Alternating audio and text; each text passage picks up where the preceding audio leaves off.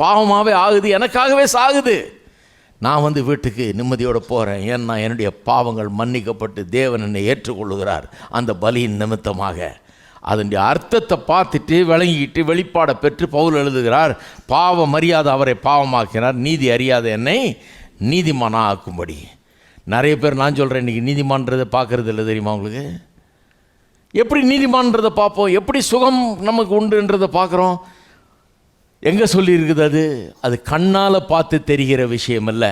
இயேசுவை சிலுவையில் அறையது நீங்கள் கண்ணாலேயே பார்த்தா கூட இல்லை, அவர் வந்து உங்களுக்கு முன்னால் நின்று நீங்கள் தோமாவை மாதிரி கை விரலை போட்டு விழாவில் போட்டு கையில் போட்டு செக் பண்ணி பார்த்தா கூட அது புரியாது. அது எங்கேருந்து புரியும்? வேத வசனத்திலிருந்து மட்டுமே புரியும். அதனால தான் வேதம் சொல்லுகிறது, விசுவாசம் கேள்வியினால் வரும், கேள்வி தேவனுடைய வசனத்திலிருந்து வரும். இன்றைக்கு தேவன் நமக்காக கல்வாரி சிலுவையில் உண்டு பண்ண அத்தனை காரியங்களும், அதை குறித்த விசுவாசம் எப்படி நமக்கு வந்து கிடைக்கும்? அதை யார் நமக்கு சொல்கிறது? அதை நான் எங்கே பார்க்கறது? எங்கே காண முடியும்? எப்படி அறிந்து கொள்ள முடியும்? வசனத்தில் தான் அதை காண முடியும். அதனால தான் விசுவாசம் கேள்வியினால் வரும்னு சொல்லியிருக்குது. இந்த கண்ணால் பார்க்கறது எங்கே தேடி பார்த்தாலும் கிடைக்கவே கிடைக்காது. நீங்கள் வந்து நான் இந்த கண்ணால் பார்த்தா தான் நம்புவேன், இந்த கையால் தொட்ட தான் நம்புவேன்னா கஷ்டம். தேவனுடைய ஆசீர்வாதத்தை பெறுறது கஷ்டம். நான் இந்த கண்ணால் பார்க்கணும், அதை இந்த கையால் தொட்டு பார்க்கணும் அப்படின்னா நீதிமான் என்கிறத அறிந்து கொள்ளவே முடியாது. இன்னையிலேருந்து நீங்கள் 1000 வருஷம் ஆனாலும் நீங்கள் நம்பவே மாட்டீங்க. ஆனால் அதை நம்புறது ரொம்ப முக்கியம். ஏன்?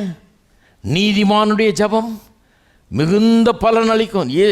எலியாவுக்கு சொல்லும்போது சொல்லியிருக்குது, அவன் நம்மை போல பாடுள்ள ஒரு மனுஷன்.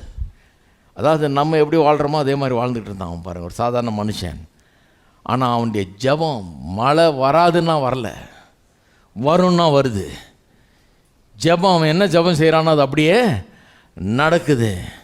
ஏன்னா நீதிமானுடைய ஜெபம் மிகுந்த பலனை தருன்றார். நிறைய பேர் இன்றைக்கி ஜெபத்துக்கு பதில் பெறுறதே ரொம்ப கஷ்டமாக இருக்குது. ஏன்னா போகும்போதே நான் வெறும் குப்பை தூச்சி பூச்சி புழு, நான் ஒன்றும் இல்லாண்டவரே இருந்தாலும் கேட்குறேன் பிச்சை, இப்படி தான் போகிறாங்க. எப்படி கிடைக்கும்? கஷ்டம் இல்லைங்களா? ஏன்னா இன்னும் நீதிமான்றது வழங்கலை.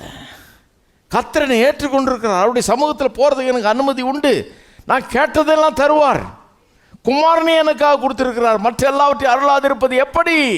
நான் அவருடைய பிள்ளையாக இருக்கிறேன். நான் விண்ணப்பம் பண்ணும்போது அதை கர்த்தர் கேட்குறார். இயேசு சொன்னார், நான் ஜெபிக்கும் போதெல்லாம் என் ஜெபத்தை கேட்குறீர்னாரு. இன்றைக்கி விசுவாசிகளை சொல்லுங்க பார்க்க.